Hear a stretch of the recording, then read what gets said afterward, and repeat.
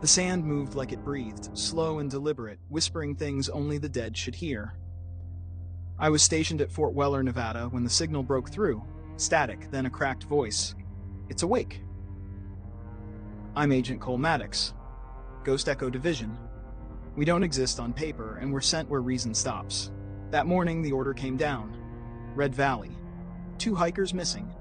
One of them managed to get a signal out before the line cut.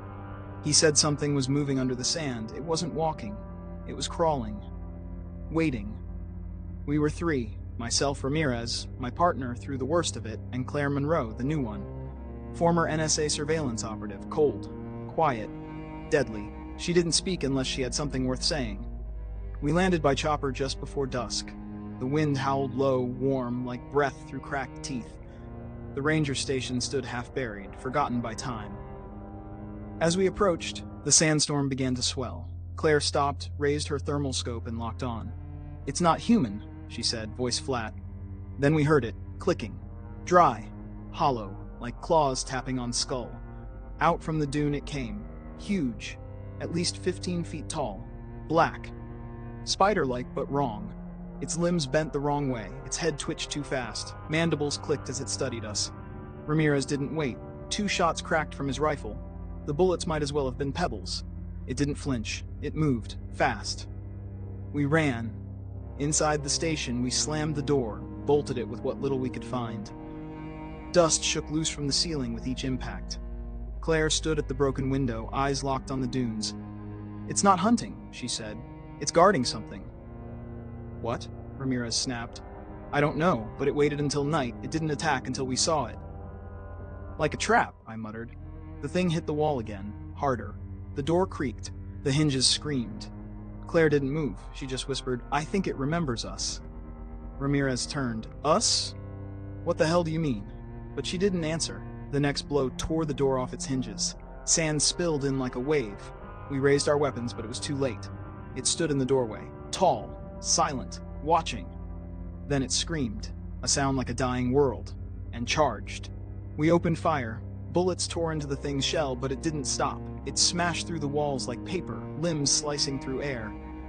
Ramirez went down first. Not dead, just gone. One blink, and he was pulled through the hole it made in the far wall. No scream, just silence. Claire grabbed my arm. "Move." We bolted out the back as the station collapsed behind us. The sand swallowed it like it had never been there. The wind screamed louder now, as if the desert itself had come alive.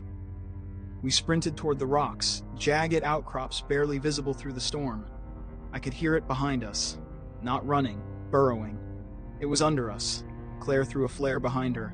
The red glow barely lit the ground before the sand exploded upward. A limb shot out, missed us by inches. We reached the rocks and climbed. The thing didn't follow. It circled the base, clicking, then stopped. Watching, waiting. Claire was bleeding, shallow cut across her shoulder. "It didn't try to kill us," she said. "It's hurting." "For what?" She didn't answer. We radioed command. Static, then a voice, not ours. Low, broken, wrong. "You should not have come." The signal died. We found a cave in the rocks, took shelter. Inside were bones, dozens, some animal, some not. One skull still had a ranger's badge fused to it. Claire searched through debris, found a journal, pages torn, blood-stained. The last entry read, "It doesn't kill at random. It remembers faces. It remembers pain." Night fell fast. We set traps, slept in shifts. The wind never stopped, and neither did the clicking. It echoed through the rock like it was inside the stone. I woke to silence. Claire was gone. I followed the blood trail outside, found her standing at the edge of the cliff, facing the desert. "It's not the only one," she said. Then the sky lit up. Lights, hundreds of them, flickered under the sand, like stars buried beneath the earth. Movement everywhere. Mounds shifting, shapes rising. Claire looked at me. "This place, it's a nest." Something rose behind her. Taller, wider, older. She didn't scream. Just stared at me as the shadow swallowed her whole. I ran. Didn't stop for hours. The sun was rising when I reached the extraction point. Alone. The chopper arrived. They didn't ask questions, just lifted off. As we ascended, I looked back. Red Valley stretched out beneath us, still and golden in the morning light. But the mounds were moving again. And in my headset, through the silence, I heard a voice that wasn't Claire's. "You brought it home." They quarantined the valley within 12 hours. Ghost echoes sealed the perimeter, called it a seismic anomaly. The official report said an underground gas pocket caused the collapse. No mention of the creature, no mention of Claire, no mention of what really happened. I was taken to Site 6, a classified installation buried beneath the Rockies. Clean white walls, no clocks, no windows. Just questions. Over and over. What did it look like? Was it hostile? Did it try to speak? I told them everything. They didn't believe me. Or maybe they did. And that was worse. I asked about Claire, about Ramirez. They said the mission log showed I was deployed alone. No record of backup, no secondary agents, I was alone. According to them, I always had been. On day 3, the power started flickering. Doors hissed open when they shouldn't. Security feeds glitched. I saw myself walking past cameras when I was still inside the room, sitting still. They said it was stress, trauma. "You've been through a lot," the doctor said, smiling too wide. That night, I woke up strapped to a gurney, fluorescent lights flickering above. My gear was gone. The room was empty. No guards, no staff. Then the sirens started. Low, droning, followed by the voice over the intercom, cracked and trembling.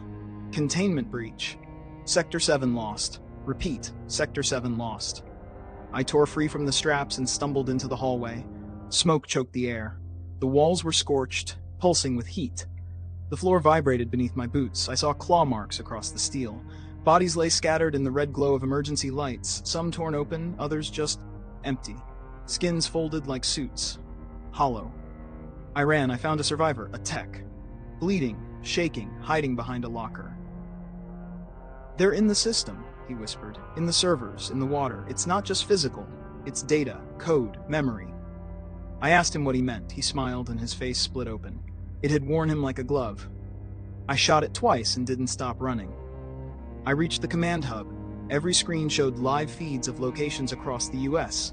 New Mexico, Arizona, Southern California. Sand shifting, shadows rising. I hit the override, tried to call out. No signal. Instead, the screens changed, each one showing me. Different versions, different places, speaking, walking, living lives I hadn't lived. I wasn't the only Cole Maddox. We weren't hunting a creature. It was replacing us. It had learned to wear us better than we wear ourselves. Then I heard her voice behind me. Claire. I turned. She looked perfect. Unchanged. Not a scratch on her. Same calm stare. "I told you it was a nest," she said, "but that wasn't the truth." She stepped closer. It wasn't a nest. It was the gate. Behind her, the wall split open. Not a door. Not a passage. A wound. Something came through. A shape. No face. No eyes. Just reflection. Every time I looked at it, I saw something else. My father. My first dog. Myself as a child. Claire. Ramirez. The creature. It was all of them. And none.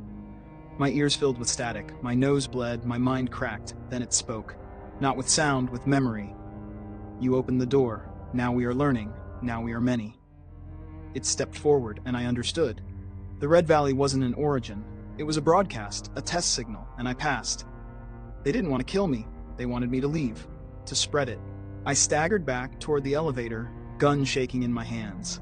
The last screen flickered again. It showed Washington, D.C., then New York, then my hometown, then my face, smiling into the camera.